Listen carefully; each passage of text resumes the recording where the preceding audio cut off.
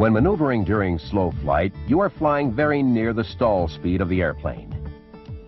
But you don't necessarily have to be flying at slow airspeeds for a stall to occur. A stall can happen at any airspeed and in any flight attitude. This program will explain how to recognize an approaching stall with the power off and the procedures for recovering from a power off stall. Simply stated, a stall occurs when the critical angle of attack is exceeded, causing the smooth airflow over the wing surface to break away. This results in a loss of lift. You practice stalls for two reasons. First, they acquaint you with the stall warnings and handling characteristics of your airplane as it approaches a stall. And second, they develop your skills so you can recover from an inadvertent stall quickly and efficiently with a minimal loss of altitude. Stalls are practiced at an altitude that will allow you to complete the stall recovery no lower than 1,500 feet above the ground. Before starting the maneuver, clear the area. Then reduce power and slow the airplane to the normal glide airspeed. As the airspeed enters the white arc, extend the flaps to the setting used during a normal approach and establish the landing attitude. Once stabilized, smoothly raise the nose to an attitude which will induce a stall. To help determine when your airplane is approaching a stall, there are several cues you should be familiar with. One of these is the decreasing sound as the airspeed decreases. Another cue is the stall warning, which begins around 5 to 10 knots above the stall. This warning may be either a light on the instrument panel, a warning horn, buffeting of the airplane, mushy controls, or a combination of these. As the airplane nears a stall, control effectiveness decreases, and you may feel the airplane begin to shake slightly or buffet. During this time, you still have full control of the airplane, meaning you can still maintain attitude, heading, and altitude. This stage of flight is sometimes called the incipient stage of a stall, or an imminent stall. If recovery is not made at this point, a stall occurs. In a stall, the wings no longer sustain the lift necessary to maintain flight. Once the critical angle of attack is exceeded, the nose will pitch downward. Initiate the recovery by smoothly reducing the angle of attack as you apply full power.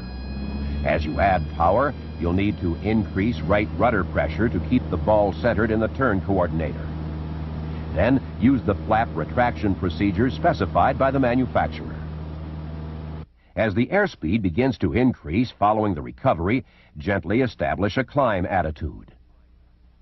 If this isn't done properly and you increase the pitch attitude too quickly, a secondary stall could occur. Conversely, waiting too long to establish a climb attitude could result in excessive speed and loss of altitude. The correct procedure is to raise the nose smoothly to the proper pitch attitude and climb at the airspeed recommended by the manufacturer. Once you've achieved proficiency in straight-ahead stalls, your instructor will have you do power-off stalls while in a turn. You will use the same procedures as in the previous maneuvers, except you will enter a coordinated turn of approximately 20 degrees before increasing back pressure on the control wheel.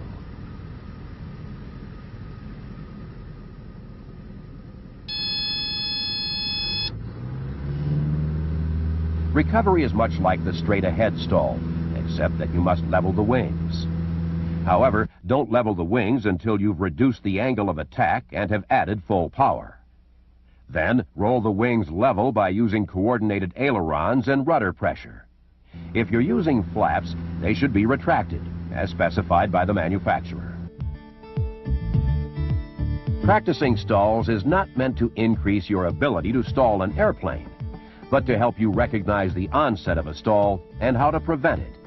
Or, if one does occur, what procedures to use to minimize the loss of altitude. In addition, by practicing a power-off stall, you'll get a better idea of what can happen during an approach to landing if your attention is diverted from flying the airplane.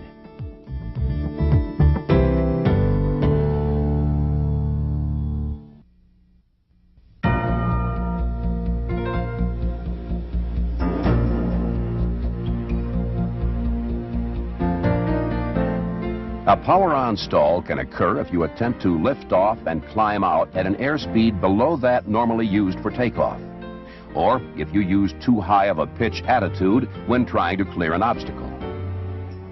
As with power-off stalls, learning to recognize the sensations and visual cues that precede a power-on stall will help you avoid accidentally entering into one.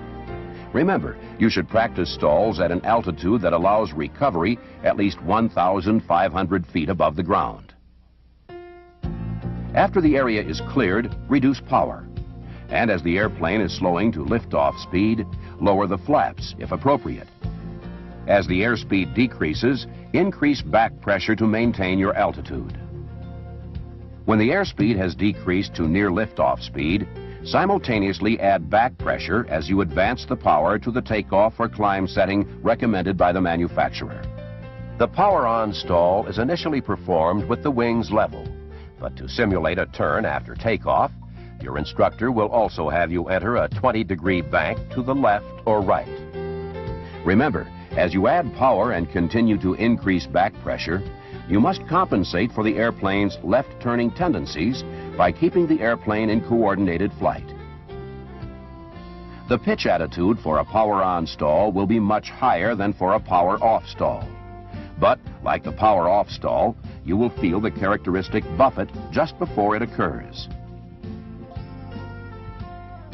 Since you still have control of the airplane at this point, recovery from the near stall condition can be made by decreasing the pitch attitude as you apply any remaining power. Then the wings should be rolled level. When there is no danger of a secondary stall, return to straight and level flight or a climb by retracting the flaps if they were used.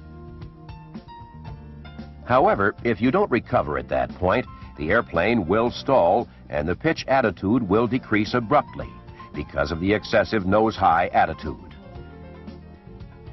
If the airplane is not in coordinated flight when the stall occurs, one wing may stall first, causing a sudden roll as the nose pitches down. If the airplane is slipping to the inside of the turn, the upper wing will stall first. In this case, the airplane might roll in the opposite direction, lessening the bank angle. Conversely, if the airplane is skidding to the outside of the turn, the lower wing will tend to stall first. This results in a steeper bank. If the airplane is properly coordinated, it will pitch down with approximately the same amount of bank. Therefore, you should work to keep the aircraft in coordinated flight as you practice any power-on stalls.